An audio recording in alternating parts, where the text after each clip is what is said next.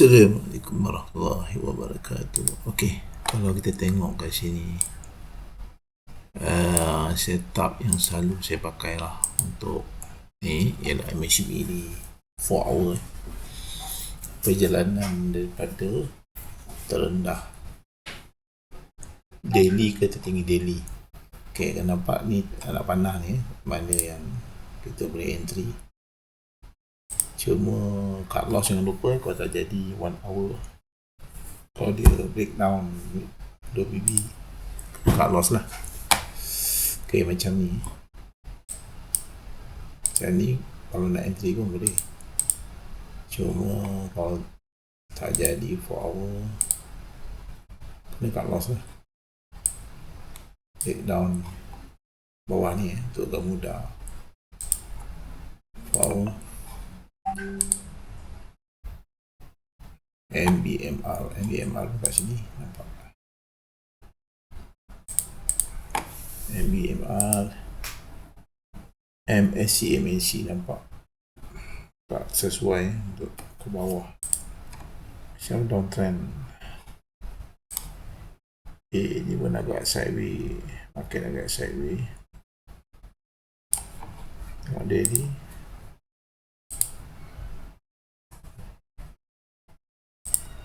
MACD kat sini, CDB kat sini lah, tapi uptrend ni tak jelas. Uptrend tak jelas untuk CDB ni. Dufo nampak agak okey lah, cuma masih lagi candle merah. Biar dia buat candle hijau dulu lah kalau nak entry.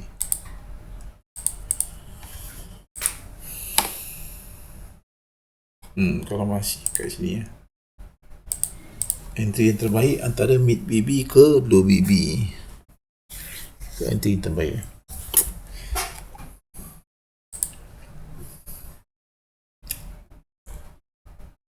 Nampak beta ni pun okey ni, cuma beta ni kita boleh try kat sini, cuma tunggu dia naik sikit pun tak apa, biar ada kekuatan tu naik.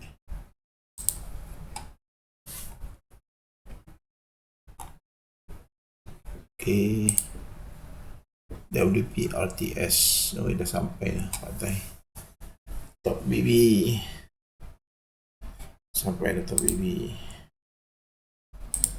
TP pertama dah sampai dah.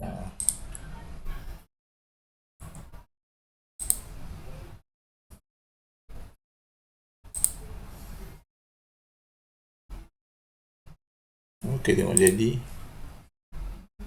4 hour zoom sikit, dia masih uptrend. Baiklah, kalau nak consider nak masuk sini, kalau nak confirmation biar boleh masuk dulu. Kalau nak akan confirmation kat sini pun kalau kita nampak ada setup sini sekali untuk entry, sini pun ada dia mesti antara low BB dan mid BB antara tu.